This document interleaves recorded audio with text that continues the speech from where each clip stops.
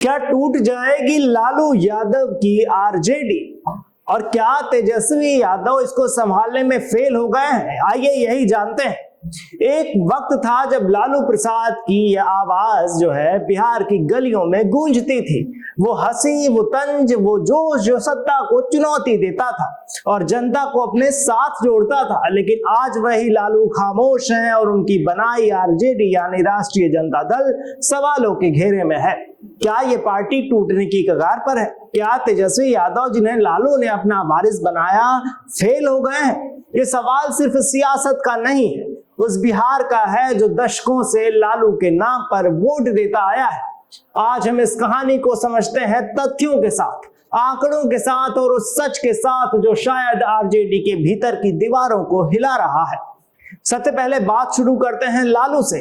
लालू प्रसाद यादव, एक नाम जो कभी बिहार की सियासत का पर्याय था। 1990 में मुख्यमंत्री बने, मंडल आंदोलन का चेहरा बने और फिर 15 साल तक बिहार को अपने तरीके से चलाया। लेकिन वो दौर अब इतिहास है। 2005 में नीतीश कुमार ने लालू की सत्ता को उखाड़ फेंका। तब से आरजेडी सत्ता से बाहर है। लालू की सेहत खराब हुई, जेल गए और फिर किडनी ट्रांसप्लांट के बाद उनकी आवाज धीमी पड़ गई। अब कमान तेजस्वी यादव के हाथ में है। लेकिन सवाल यह है, क्या तेजस्वी यादव उस विरासत को संभाल पा रहे हैं या आरजेडी अपने टूटने की राह पर है? चलिए तथ्यों की तरफ चलते हैं। 18 जनवरी 2025 को पटना में आरजेडी की नेशनल एग्जीक्यूटिव मीटिंग हुई, जिस बैठक में लालू ने तेजस्वी को पार्टी का सीएम चेहरा घोषित किया। इतना ही नहीं, उन्हें वो ताकत दी गई जो पहले सिर्फ लालू के पास थी। पार्टी का नाम बदलने की, चिन्ह बदलने की, ये एक बड़ा कदम था। लेकिन इसके पीछे की कहानी क्या थी? लालू की सेहत अब उन्हें लंबे समय तक सक्रिय नहीं रहने देती।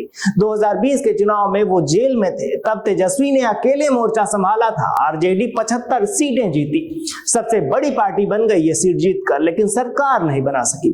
12 सीटों से वो चूक गए। क्या ये तेजस्वी यादव की नाकामी थी या फिर गठबंधन की कमजोरी? अब 2025 के चुनाव नजदीक हैं। आरजेडी के सामने नीतीश का एनडीए है जो 200 सीटों से ज्यादा जीतने का दावा कर रहा है। दूसरी तरफ तेजस्वी जोर शोर से कैंपेन कर रहे हैं। 200 यूनिट मुफ्त बिजली, 10 लाख नौकरियां, ये वादे वो जनता को दे रहे हैं। लेकिन जनता पूछ रही है, लालू के जमाने का जंगल राज क्या फिर वापस आ जाएगा? 2 मार्च 2025 को जो है सी वोटर के सर्वे में तेजस्वी को 41% लोग सीएम के तौर पर पसंद करते दिखे और नीतीश को 18%। ये तेजस्वी की ताकत है, लेकिन फिर भी आरजेडी के भीतर सब ठीक नहीं है। लालू के बहनोई सुभाष यादव ने 16 फरवरी को कहा, लालू का अपहरण करने वालों से रिश्ता था। ये इल्जाम आरजेडी के लिए नया झटका है। अब बात करते हैं तेजस्वी की चुनौतियों पर। पहली चुनौती यह है कि लालू की छाया अब उनके ऊपर नहीं है। 19 जनवरी 2025 को हिंदुस्तान टाइम्स में छपा कि तेजस्वी को लालू के मंडल मंदिर की विरासत को आगे बढ़ाना है, लेकिन जंगल राज के दाग को कैसे मिटाएंगे, ये सबसे बड़ी चुनौती है। दूसरी चुनौती यह है कि पार्टी का संगठन क्या होगा। आरजेडी अभी यादव और मुस्लिम वोटों पर टिकी है। तेजस्वी को इसे तोड़ना होगा, दूसरी जातियों को जोड़ना भी होगा, लेकिन ऐसा होता दिख नहीं रहा है।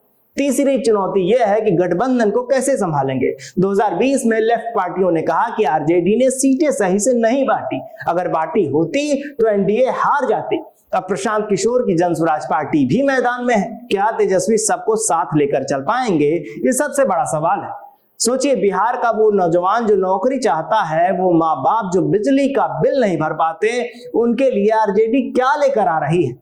तेजस्वी कहते हैं कि हम बदलाव करेंगे, लेकिन 5 मार्च 2025 को विधानसभा में नीतीश ने तेजस्वी पर तंज कसा। उन्होंने कहा कि तुम्हारे पिता को मैंने बनाया था, तुम क्या जानते हो? तेजस्वी जवाब में बोले, नीतीश जी थक गए हैं, बिहार को नया चेहरा चाहिए। लेकिन सवाल यह है कि क्या तेजस्वी वो चेहरा बन पाएंगे या आरजेडी लालू की तरह ही अतीत में सिमट जाएगी? तो क्या टूट जाएगी लालू की आरजेडी? क्या तेजस्वी फेल हो गए हैं या ये सिर्फ एक दौर है जो गुजर जाएगा? सच ये है कि बिहार की जनता अब इंतजार कर रही है नए वादों का, नए जवाबों का। लेकिन अगर आरजेडी टूटी तो सिर्फ एक पार्टी नहीं टूटेगी, एक उम्मीद टूटेगी जो कभी लालू ने जगाई थी। टूट जाएगी लालू की आरजेडी, तेजस्वी हो गए हैं फेल। ये सवाल मैं आप सामने छोड़ के जाता हूं। इस मुद्दे पर आपकी क्या राय है कमेंट में जरूर बताइएगा। तब तक देखते रहिए राजस्थान वन।